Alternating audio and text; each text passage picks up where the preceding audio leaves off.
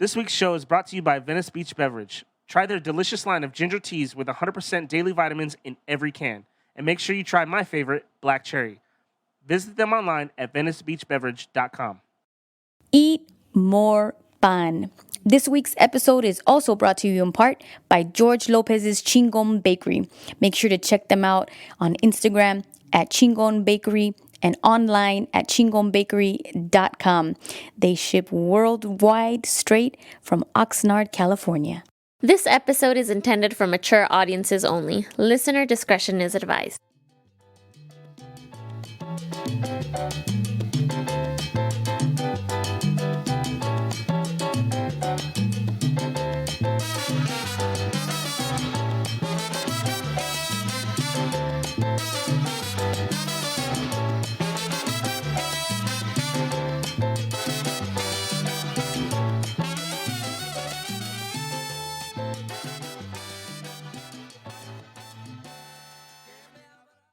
Hey kittens and cats, we are back on this frequency from my apartment. And the cats are sleeping today. No cats running through the couches. We're here. We are, and I would just like to say if I was a dog, I would be discriminated against your intro. Because you only welcome kittens and cats. But what about the dogs, Natalie, and the puppies, and the birds, and any other kind of animal that exists? We're not being inclusive. I would say that that's fair, but I feel like is there a term that represents all animal kind? Animals. Hi, animals. Animalix. Listen, dogs usually get far more credit than cats do, so that's why. You know what I'm saying? But today we're going to discuss the topic of... Oh, there he is. There's the dog he's making an announcement. He will let it be known that he is part of this podcast episode.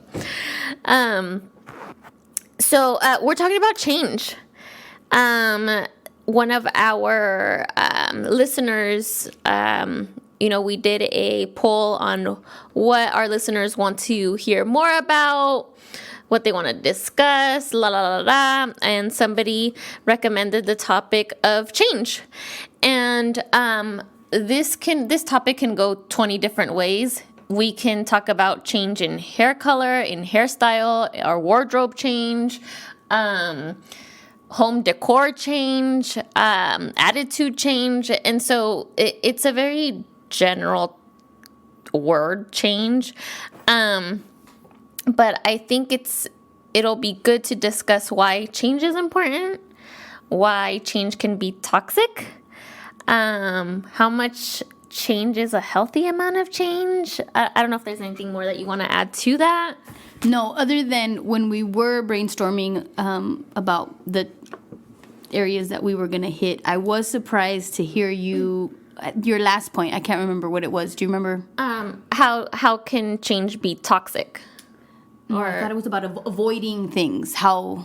Yeah, changing because we're avoiding something, and how that can be that's not good.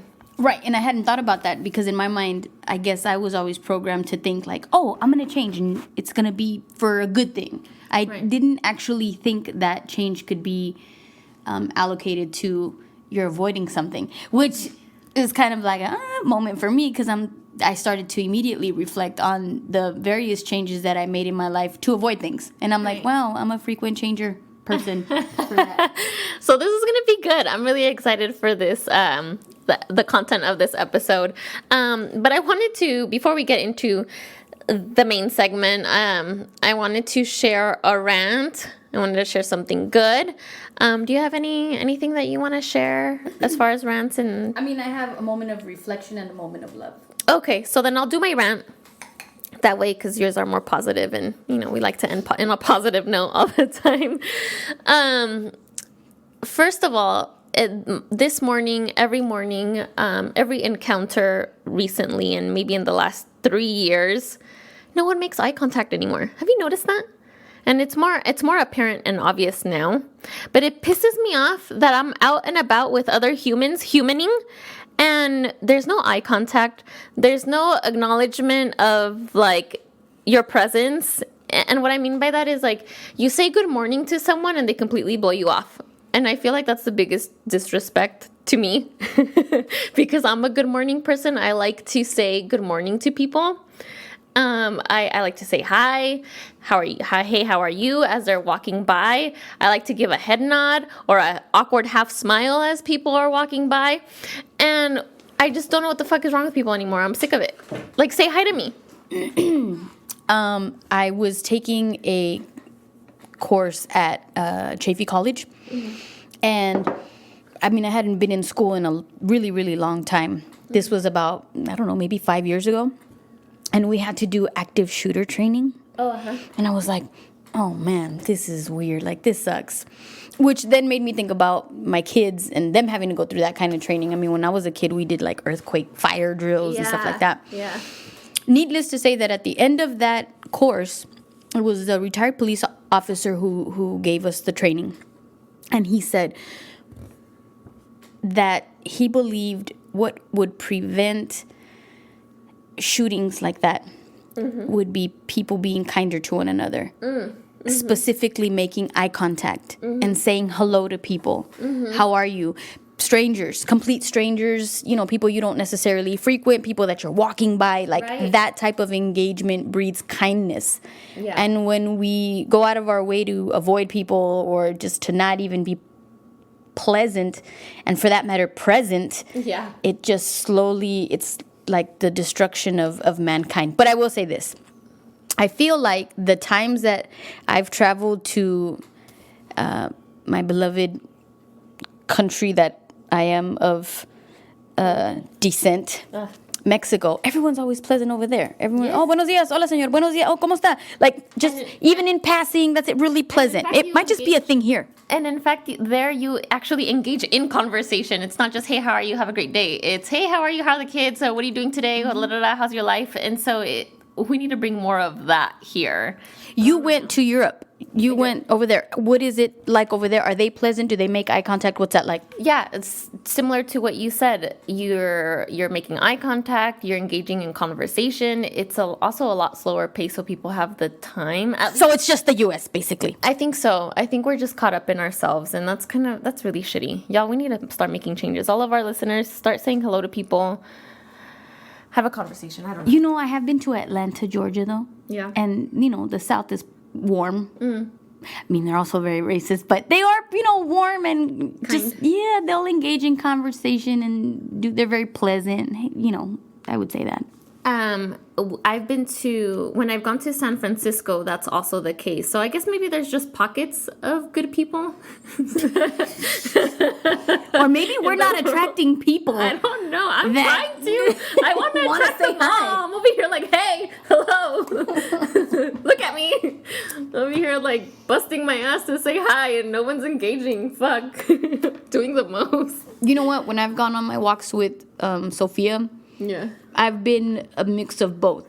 I will go out of my way to say hi, like to, hello, good morning, or whatever, whatnot.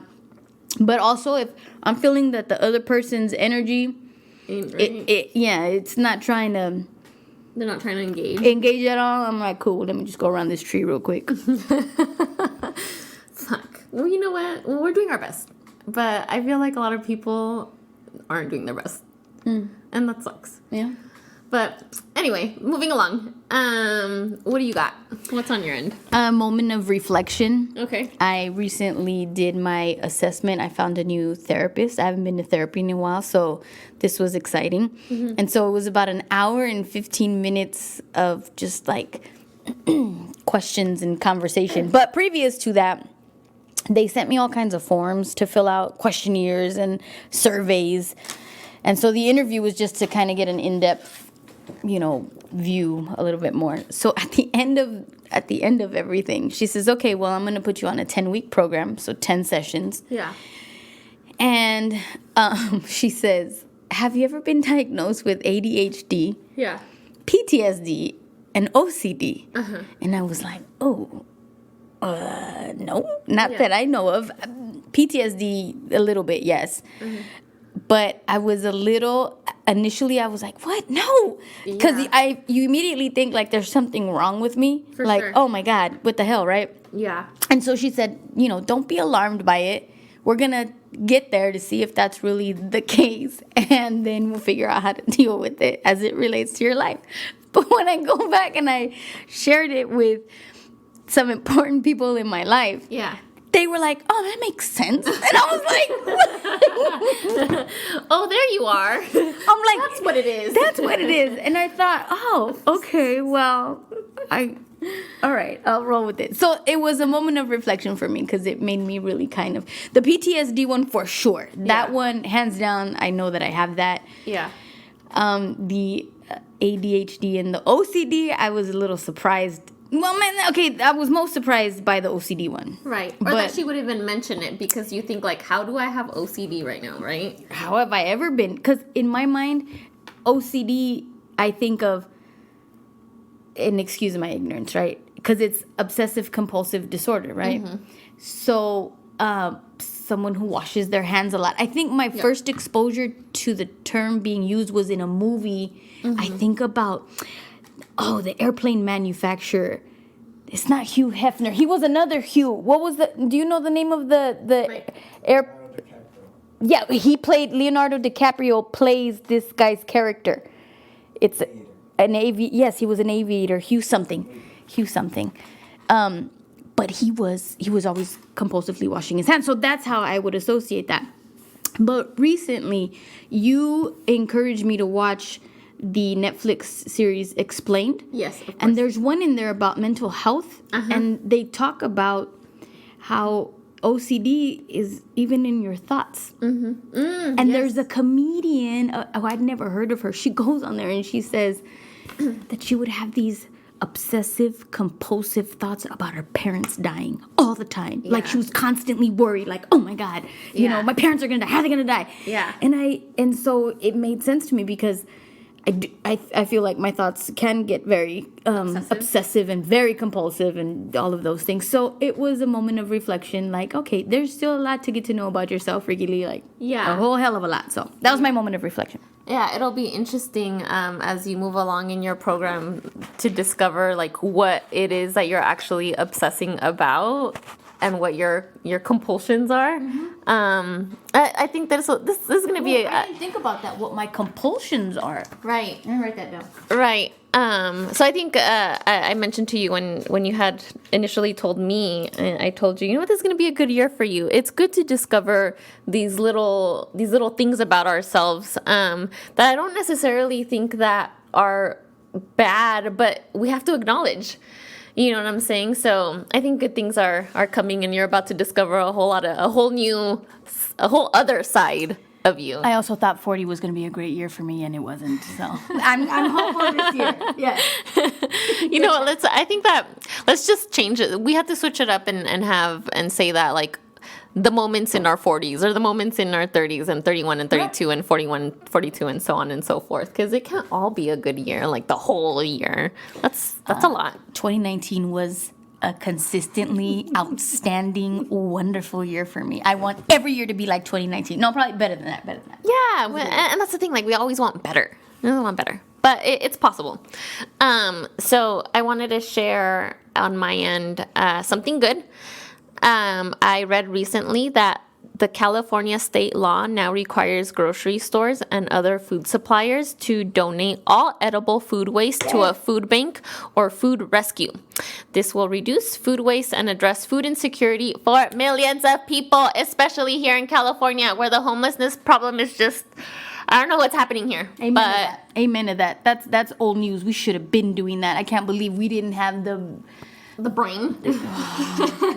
That's unfortunate, but that's outstanding news. Yeah, when I read that, I was like, oh my gosh, wow, you know what? There is hope in society and humanity and where we're going. Yeah. I hope. But that's a little something that I wanted to share with y'all. Well, something positive for me was I got a random phone call from my cousin, I think on Saturday. I didn't even know he was having a baby. But he called to tell me like, hey, I just want to let you know a piece of your name is up for the running of my daughter. I said, what? He goes, yeah. He's like, we have Ava Rose, and then I can't remember the other one. Doesn't matter. And then Rosie Lee. Oh, I was like, what? I was like, oh my God. So Rosie, in honor of my Aunt Rosie who passed away, which every time I say that, it feels like it was just last year, but it's been like 2 or 3 years already. I don't even, like 3. Yeah. So he goes, I want to give and of course it was subject to the baby coming out, them looking at her and seeing it didn't win, okay? But the fact that it was a consideration, and I liked the way that sound, Rosie Lee. I was like, that's the cutest shit. And then I found myself, like, when he and I hung up, I was like, and Rosie, oh my God, we fucking make a great name. Like, and I'm talking to her by myself in the middle of this walk with my dog. So I love that. it was Ava Rose, I think, that won. Okay. But yeah, that really made my day just to even be considered like that, because it was an outstanding name. Yeah, I love it. Congratulations to them on their new baby. That's awesome. But all right, well, let's get into the main part of our episode here. Change. I'm going through changes. This happened. Put song here. So like I was saying earlier, change, we can take this a million different ways. We can talk about hair transformations, wardrobe transformations, job transformations, and we did want to discuss transformation versus change and how that's the same or different. So I guess something for me that sticks out as change and it being important, I mean, it's inevitable. We have to change. Even, and this has to be, of course, front and center, is the pandemic has made all of us change as a society, as a globe. We've all pivoted. As individuals. We've all had to pivot for better or for worse, and now we're doing our best to. I think we're doing our best with what we have in the circumstances that we're currently going through. I think we're starting new on a new slate, and it is a new year. I don't really know where I'm going with that, but well, it's funny that you said change is inevitable, right? Mm-hmm. And one of the things that absolutely like annoy me and irritate me are sometimes, or throughout my lifetime, where I've had conversations with people where they're like, you've changed. I can't believe you're not the same person. Well, bitch, I would hope not. Yeah. I hope I'm not the same person, because, and again, change has been something that I guess I look at synonymously with continuous improvement. Like, you should always be in a constant state of growth. And being in a constant state of growth requires change. Yeah. Like, there's no way around that. But I read that people tend to change when the rewards for change exceed the pain of change, which is what you were mentioning earlier, which I had no idea that I was, to a degree, exercising myself, right? Yeah. But also, people tend to change when they see others changing, particularly when the change direction is supported by valued persons. People tend to change more readily when they have the competencies, knowledge, and the skills required by the change. So that's even a more important thing, right? I could say, well, I want to change my eating habits. All right, well, what literature have I read to make me understand what needs to change about my eating habits, right? Or what resources do I have around me that are going to allow me to purchase this new diet that I need to, eat? Right. And what's going to support the people that I have around me that are going to encourage this change in diet, and it's all those elements that I think you can initially say, well, I want to change and I want to do this, but then you look at your environment or what you've done to change, and you're like, right. No, I totally agree with what you said.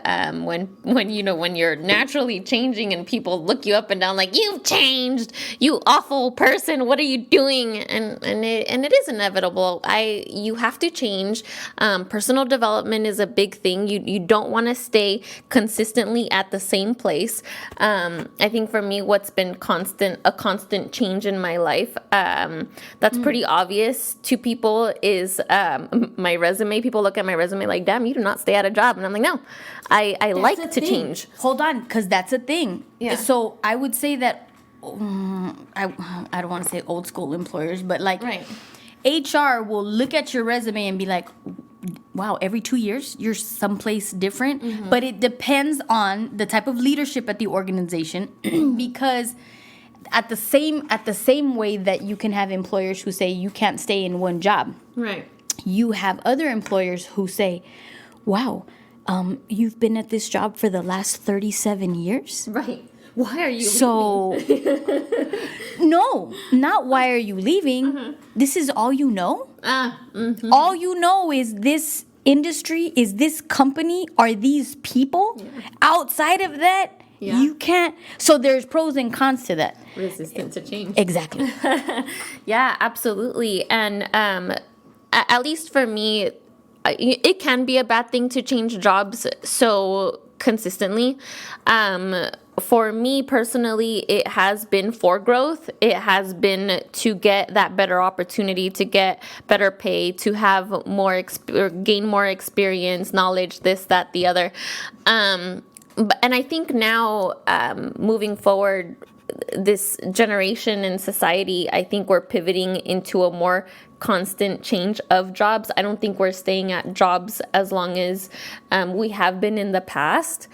I think people are going to be leaving jobs because there's just so much more, or there will be much more opportunity in the future. So it's not even going to be a matter of like, oh, I need to go, get an increase in pay, or they like me better over here. It's just like, no, they got this opportunity, I'm going to take it. Because there's just so much of it. So that's one aspect of it. And I wrote down constantly changing your partner. I feel like I know a lot of people in my day or in my address book that I'm like, damn, you guys be changing partners every 5 minutes. Y'all, and this is, I have a different circle of friends now that are a little more stable and they like their partners. But you know what I'm saying? But what if it takes you a minute to find that person?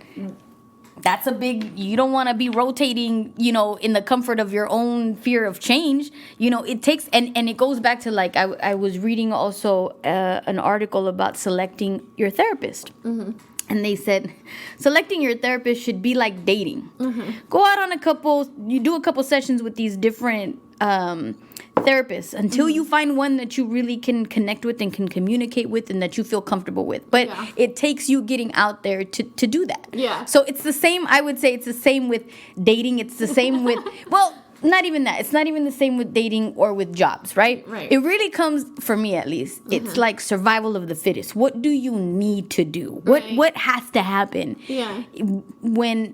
Before I made that leap to being in aviation for 17 years, I was interning at Sony Music. That's where I wanted to be. That was my passion. That was it for me. But I had 2 young kids, and I didn't necessarily have the support system around me to sustain that kind of schedule, right? And so it didn't even become about wanting to improve myself, or I had to change and go into a completely different direction in my career because I fucking needed to. I needed to provide for my family. There was no way around it. It was like, shut the fuck up and do this now. Yeah. And it doesn't put your little views away of what you wanted because now part of what you wanted was to be a mother. Right. And you happened to select a person that was not going to support you. And so here are the consequences of that. Right. And so now, when I say consequences, I don't ever believe that consequences are good or bad. They just are. Yeah. Because they are whatever they need to be for you to get to where you got to go. Mm-hmm.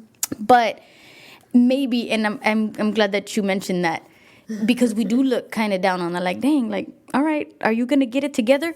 Oftentimes, you can't get yourself together, and so you're to the point of what changes. Yeah. You're avoiding something, and so you keep changing something, a part of what you think is the root cause, when in reality, it might be you. But dealing with yourself is not fun. Yeah, and we both know that because we're both going through it as we speak. We're being intentional about finding out how ugly we are inside and being at peace with that, and then realizing, oh, we're not even that ugly. We're just scared. You know what I'm saying? And so I think that I've been going through a lot of change just recently. Obviously, I'm fucking pregnant, and it's been really it's been really interesting. I feel like I have to laugh at myself a little bit. Maybe not now, but later on, I'm gonna be like, Natalie, what the hell? But there's been a lot of change in obviously spiritually, mentally. I'm starting to go through physical changes, and also with my, like, what I'm doing with my career is a thing. And then having discussions with Mike about, like, are we going to stay here in our 3rd floor apartment? Should we move? Like, what? There's so much going on in my mind. So That's a great question. You know what I mean? And so Mike and I had a little bit of a debate, a discussion, a disagreement, whatever you want to call it, yesterday. And I was trying to have, and it was leading about the 3rd floor? No. It was, I think this conversation had just been kind of brewing for the last couple of days. And I was telling Mike, like, I had mentioned to you guys that I'm going into a career in as a financial advisor, and so with that, it's a huge shift for me. I've never gone into anything like this. I have no idea what I'm doing. And with it is going to come just different things. And so I was venting, what I like to tell Mike, I'm venting to you. I'm just having this conversation. And so it turned into, Natalie, just quit. What are you doing? Da-da-da-da. Long story short, I was like, Mike, I'm just trying to I'm pregnant. I'm just trying to tell you what I'm going through. This career change is happening at the same time that I'm having this baby. And I want to learn how to be a parent. But then I also have this responsibility of having to learn this whole new thing. And even though I want to do it, I just feel like I'm in this weird position, right? And I'm not saying that I want to quit or that I don't want to do this. I just feel like the timing is it's just coming in at the same time. And so I felt like I'm just venting to you. It's becoming a lot, If you would have called me to say, hey, I'm interested in doing this finance thing for my career, and I want to do this, and da-da-da-da-da-da. If you would have called to tell me, the first thing out of my mouth would have been, why? You're having a baby. What would possess...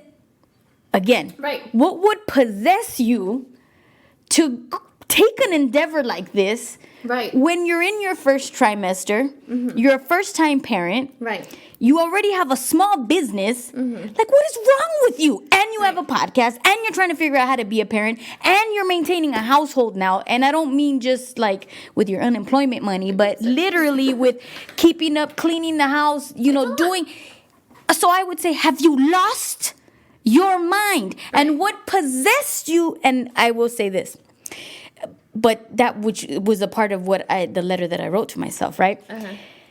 That's where I was a few months ago, where I had this incredible amount of pressure that I was putting on myself to be able to do all things, carry all things, be responsible for all things, right? And that was killing me slowly. You do not want to be killed by those own self-imposed expectations when you have a child you're in the process of creating. Now, I will say this. There is nothing more precious than to be able to be having a child with somebody that you love, with somebody who has a job, with someone who's supportive and wants to encourage you. You have all of the elements of producing a happy baby. Right. And it goes back to how the generations have improved. Right? Yeah. So this is a wonderful thing. I was also thinking about how we don't listen to people around us, right? Because I did have this conversation with my brother yesterday. You live on the 3rd floor. I said, yo, why don't you try and look for something smaller, even if it's on the 1st floor or anywhere? And I get this whole explanation. And he's not wrong about any of what he says, because it's very much a financial reason. And it makes sense, right? And I said, you're 100% right. But wait until you have to get groceries, bring a child down, and then you might have the dog with you who needs to go to pee. Okay? And take it from someone who's lived that. Right? Trust me when I'm telling you, this might be something to look into, because it's not about the money, it's about self-preservation and being the best version of yourself for all the elements around you. I never listened to anything my parents told me, not until I was like later on in life. I look back and I'm like, man, I wish I would have just shut the fuck up and said, you know what? You're right. You're right. I'm gonna heed what you're telling me right now, and I'm gonna do it. Right. And I wish that's, and you don't have to do it exactly. Yeah. But excuse me, but respect what people have gone through. Right. Trust what people have gone through. Yeah. And then give importance to the love that they have for you, to share that with you, to want something better for you, so that you don't suffer as much. Yeah. It's that simple. And sometimes we do have to end up learning those lessons of working harder and not smarter because your parent told you, hey, do it like this because I know what it's like, and let me save you the pain. But sometimes we just gotta go through it and realize years later, like, oh, fuck, you know what, if I would have only listened to my mom or my dad or whatever, then I would have saved myself a lot of stress. Yeah. But so, and yeah, that the whole third floor thing is definitely something that Mike and I have been talking about. But the biggest thing was, these big, very big life changes, and having the and they are difficult conversations with Mike. With your partner, it's just like, I just want you to listen. I just want you to, I don't even want you to give me an opinion. I just want you to let it out so that I can go back and do what I was doing already. So I guess what I will say is that if you're going through some changes like this, start out by telling your person, hey, I just want you to listen. Open with that. Yeah, I just want you to listen. That's it. So, needless to say, I'm still going through the motions of doing this financial advising thing. It's definitely, at least I'm still seeing it as self-paced. I'm still giving myself the benefit of the doubt. I'm still thinking, I'm at home. I do have the time. I do have this opportunity. Maybe once the baby gets here, my whole train of thought is gonna change, and my my time is gonna absolutely change, right? I'm not gonna have this whole time like, oh yeah, let me just go study the series 6 of whatever it is. When? And I am being honest with myself about that, and I'm not lying to myself about the things that I can and can't do now or later on. Because you now have to think, how is everything that you're worrying about, like you said, I need to think about what it's going to do for me and how it's going to affect me, but it's not about you anymore. And now you have to think about how all that worry is seeping right in through that to that little baby that you're creating. Right. And they're going to carry whatever the fuck you're worried about. Right. I don't want them to worry about the Then fucking stop financial worrying advising about- shit, right? Exactly. Hell no. No, we don't want them. But then also, I do want to say this. In a companionship, in a marriage, right? Mm-hmm. If you... finances are always going to be there. Mm-hmm. But when you can agree to say, like, all right, cool, like, this is what we're going to do financially. We may take a hit here, there, or wherever, but we understand that as a result of that, this is for our child. This is for our well-being. This is for our child. This is so that we have a healthy pregnancy, in all aspects of it, because we don't know what's going to happen. Right? Mm-hmm. Like right now, you might need more. There's a Teddy Pendergrass song that says, it's so good loving somebody when somebody loves you back. Mm-hmm. And then he's like, I want you to love me. Don't love me 70-30, 80-20. Give me a 50-50 love. No, don't give me a 50-50 love. Give me 100% of your love all the time. Yeah. Because I'm going to have a deficiency one day where I can't give you 100%, but I'm gonna need you to be at 100%, right? Because one day, again, you don't know what's gonna happen, and one day the roles might be reversed, where he might need your support in the way that you need it from him right now, and you have to give yourselves the benefit of that unknown, and say, this is the best for our family right now, no matter how that looks or feels. Yeah. I will say that you're 1,000% right on everything that you just said, and it feels so good right now for me that I have this opportunity, that I have this husband and this support to be able to be home, to be able to think about like, oh, you know what, I might be able to be the best parent that I can ever be, because I'm going to be able to be home more, and I can give this attention to this child, which is a really big thing for me also. I think one of my childhood traumas that I still carry is that the fact that like my parents had to work, and I'm always I don't want to say that I'm resentful. I feel that I'm always feeling hurt about that. Like, dang, my parents weren't here. My parents weren't as present. My parents were always working. My parents had to be giving themselves to someone else, right? And so, Wait, can I interrupt? Your dad told a wonderful story. Well, I don't know that it would be wonderful, but it was though.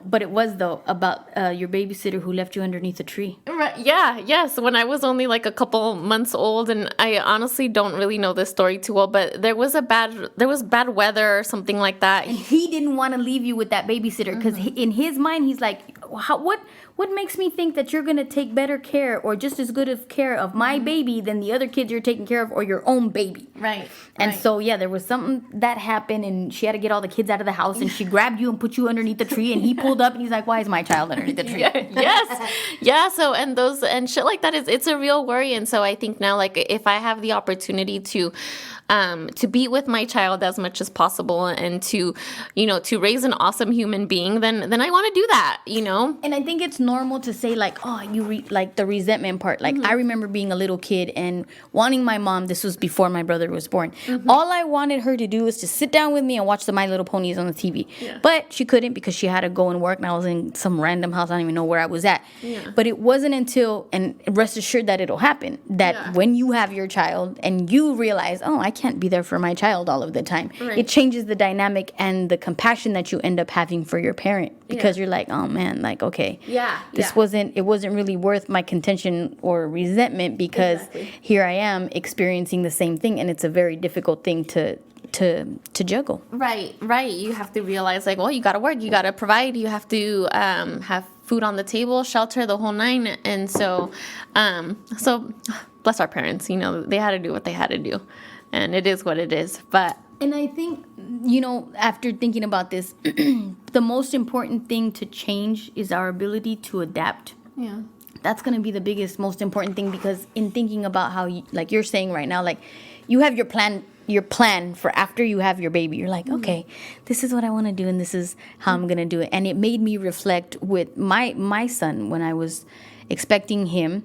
I was young, and my grandmother was still alive, my mom's mom, and I remember having conversations with her about, like, all right, cool, I'm gonna help you take care of your baby when he comes, and then you can go back to school, you can go to school, which I was so excited about that. I was like, yes, like that's exactly what I want to do. And then the fact that my grandmother, who I spent some of the greatest years of my life, like, she's gonna be taking care of my baby, like, oh my God, I could not have asked for more. But in a matter of months from having those continuous conversations, my dad leaves my mom, my grandmother passes away, I'm realizing that I'm in a very difficult relationship, and I have this newborn, and now I have to take care of my grandfather that my grandmother left behind, who also has Alzheimer's. Right. Talk about change, huh? Talk about, it was, all of that was just seasoned with, I can't think of what it's called, after you have your baby and you get all depressed.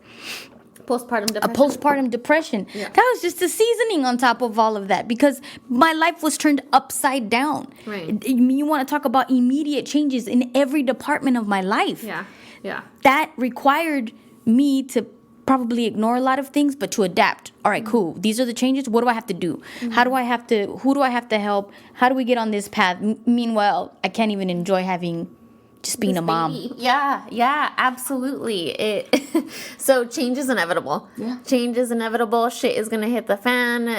In some departments, in one area it might go great, and then all the other things are gonna just pile over. And I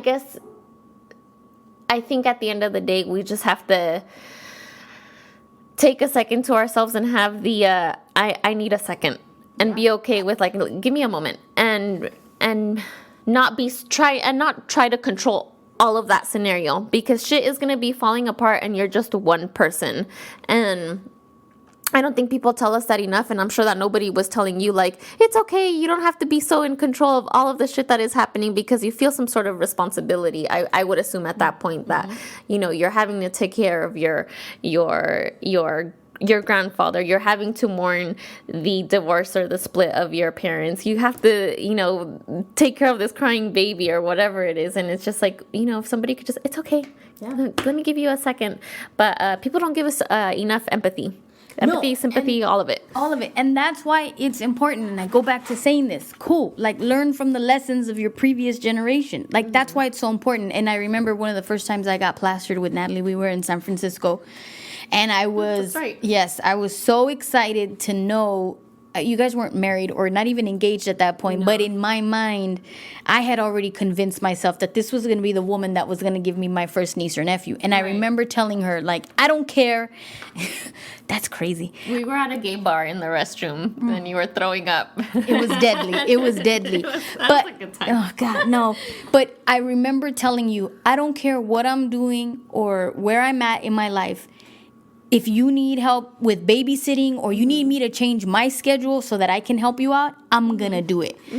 Not even really, because at that time I did have that corporate job, and I was like, well, how would I do that? Like, I can't do that. Right. But Look at how our life changes. look how our lives have changed, and I stand by that now, because again and again and again, and Jasper, I love her so much. She in a session that I had with Jasper, she told me, she said, you will be the individual, you will be the woman who brings and makes that generational change with your family. Yeah. I was like, wow, that's a big responsibility. And so when I was having my kids, it was a time of change, but it was negative. Like, it wasn't good. It was scary. Yeah. And I feel like this time around, I feel like, all right, we've learned enough. We've suffered enough. Now let's enjoy this baby. Like, now let's have this baby, around us, like, Let's give it the goodness that we have in ourselves. let's take all the lessons learned. Let's take all of these conversations and to improve ourselves and to just, that's how we get better. That's how we will have generational wealth. All of those things. Yeah. But we got to do it and stop thinking we know everything all the time. Like I said, Or letting our traumas get the best of us. and allowing people to support us. Like Right. you said, we don't have enough people being empathetic or sympathetic. But we also, when people are at our door saying, I'm here to help, I'm down to help, it's also difficult to let people into your lives like that. Right. It's funny that you say that. I had a conversation with my mom recently, and my mom and I think throughout this podcast and conversations with you, we've talked about our relationships with our mom, and I think that the relationship with my mom personally has improved a lot, both because she's letting go and I'm letting go and I'm pushing and I'm poking the bear a little bit in different ways and trying different things. But I was telling her recently, I was like, so Mom, that first week when the baby's here, you're going to help me, right? Like, you're going to be here? Because I think that hearing conversations with my friends or with other family members or what have you, like, oh yeah, my mom's here all day and she helped me the first blah, blah, blah for X amount of time. And I'm like, well, I want that with my mom. Like, I want her to help me. And so I was asking my mom that. I was like, are you going to help me, like, at least for the first couple of days just to make sure I know what I'm doing? And she goes and she tells me, she's like, well, what? And in a very serious tone, for what? Nobody helped me. And I was so pissed. I was like, Mom, like, and so I told her, I was like, well, did you ask anyone for help? And she's like, no, everyone was busy. Nobody was going to help me. Everyone's far away. Everyone has their own lives, et cetera, right? So she's telling me her part. And I was like, well, Mom, I know maybe you didn't, you had to do it on your own, but, maybe if you could just spend some time with me and help me. Maybe there's something that that might benefit me. I don't know. And so it ended up, the conversation ended with, oh, Natalie, I honestly didn't think you were going to ask me. I thought you were going to want to do it by yourself. And I'm like, you know what? Maybe if this would have been me a couple years ago, maybe that would have been the route that I would have taken, of saying, like, I got it, I'm good. But I want to have this little moment of, like, let's bond over this thing, So it's more about the bonding than it is about, I'm not going to know what to do with this child. Exactly. Like, let me just have this moment with you. Let me share this. Like, let me show you my first moments of being a mom, and I want to see what you're like being a grandma. It's all these things. So it ended on a good note, which I was pretty surprised. I was kind of scared at first, like, oh, my mom's gonna reject me, but it was fine. I'm glad that you asked her that. Yeah. I didn't have anybody with me at home. Like, but I do remember a couple of times, like waking up in the middle of the night, calling my mom, saying, Yeah. he's making this weird sound, and I don't know what it is. And it's like this whole phlegmy thing, but Right. yeah, but yeah, you'll be. I'm glad that you acknowledge that it's more your desire to bond with your mother. Yeah. And that might heal a good trauma bond too, because she didn't have anybody, and now you're asking for that, and so healing time. It's all a good thing. And I mean, I'm not asking her to move in or anything. I'm just like, Mom, just come over, come see me, you know. But yeah, so I think that again, change is inevitable. Change is happening every day, and we just gotta take it and not run from it in a negative way, because again, I think, like we said, that change can be a little toxic. Maybe. So, you got anything else to add? One of my favorite lyrics, one of my favorite songs from Jorge Drexler is a song called Todo se transforma. And I'll translate the lyrics, but he says, well, I'll do it in Spanish first because it sounds really pretty in Spanish. The chorus says, cada uno da lo que recibe y luego recibe lo que da. Nada es más simple, no hay otra forma, nada se pierde, todo se transforma. Right? So I did my best translating here. But it says, everyone gives based on what they get, and then they get back what they give. Nothing is more simple. There is nothing more normal, because nothing is ever lost. Everything transforms. And which is, we were talking about the difference between change and transformation. It's almost as if the action that you take for these changes is what transforms you into this better version of yourself, into this metamorphosis. Absolutely.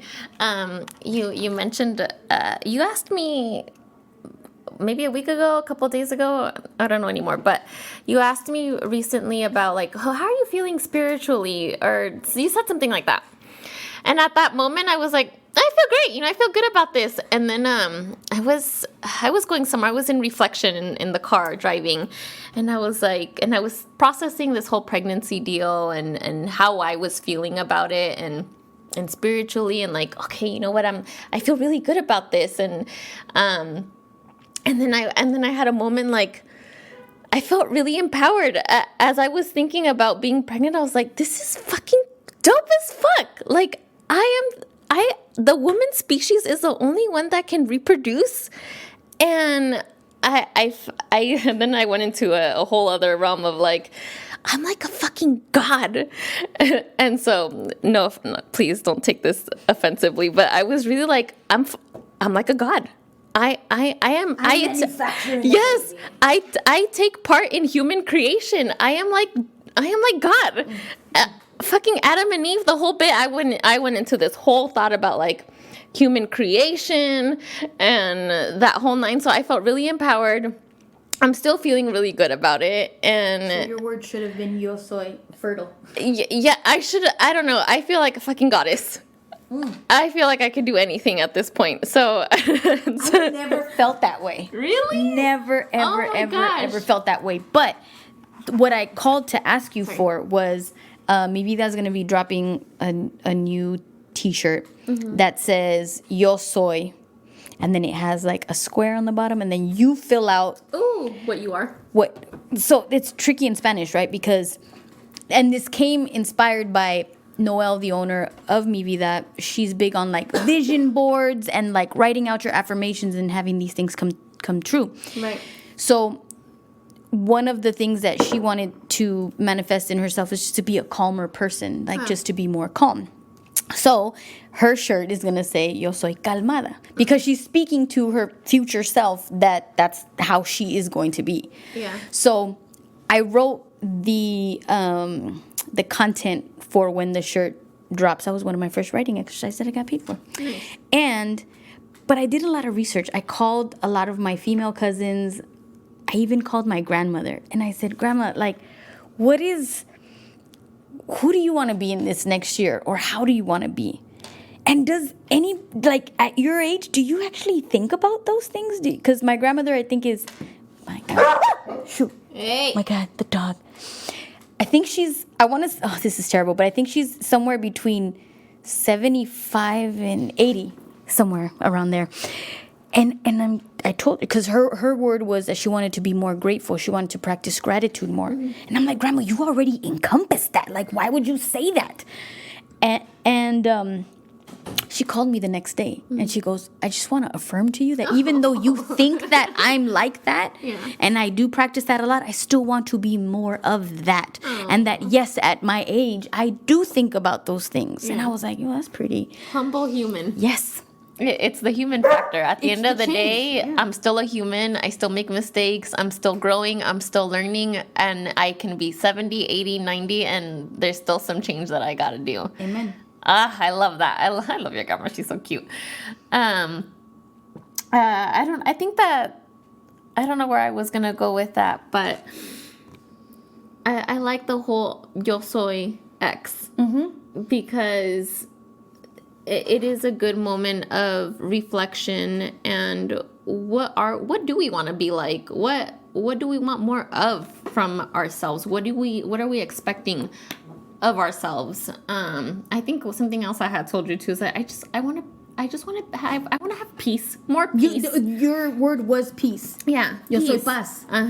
And that sounds kind of funny, like peace. What the fuck do you mean? You yearn for peace in your life. But you just want peace. I just want calm, quiet. I don't want the funny voices in my head telling me X, Y, and Z. I just want to live good. YOLO. So that's where we're at, y'all. Anything else we want to add to this? I think this was a really robust episode on change, and it touched on a lot of very important moments of our lives. Yeah, I think it's all good. So if you guys need to make changes in your lives, physically, emotionally, mentally, etc., do it. Yep. Do those things, stop running from them, acknowledge them. And no one's here to tell, to judge you on the amount of change. Baby steps. Little things every day can be big at the end of, a year or 2 or 5. So I do want to say, Natalie, that I really appreciate you sharing the challenges and the pressures that you're putting on yourself. I think that there can be a lot of people who can connect with that and relate with that and have some kind of relief in knowing that that's extraordinary and sometimes not realistic. But thank you for sharing that. I know for a fact that had I had podcasts in my ear like that at that age, I would have listened to that and it would have provided me with a lot of relief. So I thank you for sharing that. No, yeah, and I appreciate the acknowledgement, and I think that that's one of the big reasons why I wanted to, in the beginning have this podcast. That was really important to me, is sharing stories like this, and I feel very comfortable sharing these things in my life because I rarely hear other people having these types of conversations. We don't hear them enough. And another thing, being pregnant and hearing and knowing the things that I'm going through, I've never heard any other pregnant person talk about the shit that I'm going through. And I'm just going to say this. Constipation. What the fuck? But yeah, these things it's a real thing, and we're all going through this human experience, and we got to share it. So that's it. That's all we got to do. But with that, we'll see y'all next week. Increase the peace. We do love all of you guys. Meow. Yeah. Meow. Today's episode was brought to you by Chingon Bakery and Venice Beach Beverage. If you have any topic ideas you want us to cover, don't forget to email those to onthisfrequency@gmail.com. Today's episode was produced by Juicebox Bartley and Big Brother Jake.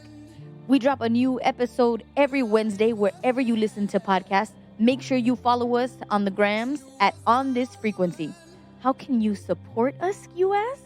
Well, go to buymeacoffee.com/onthisfrequency and you can donate some coffee funds there. And for those Apple listeners, leave us a review. They're incredibly helpful and we'll be sharing them in our upcoming episodes. So from Natalie and I, remember to be kind to one another, kick some ass, and remember to celebrate every day, because every day is your birthday.